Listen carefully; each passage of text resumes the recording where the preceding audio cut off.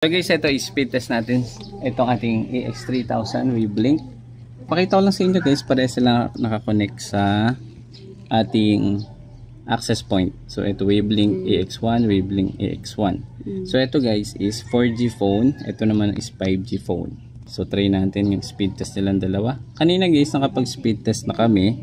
Itong 4G umabot siya ng 94. Ito namang 5G umabot ng 233. So speed test natin ulit. Ayan. Again guys, ito is 4G, ito is 5G. Ayan. So nag-average ng 100. Ito naman nag-average siguro mga 200 plus. Test ulit natin ha. Wait lang natin. Test lang ulit natin to. Ayan. Ayan. So nag-average ng 250. So ito yung 5G, ito yung 4G. Okay. Guys, yung ating plan is 200 Mbps pero kaya pa niyang mag-exceed doon gamit yung ating AX3000. So ito yun guys. Ayan. Sa lahat ng gusto mag-purchase, check nyo lang po yung yellow basket diyan sa may ibaba.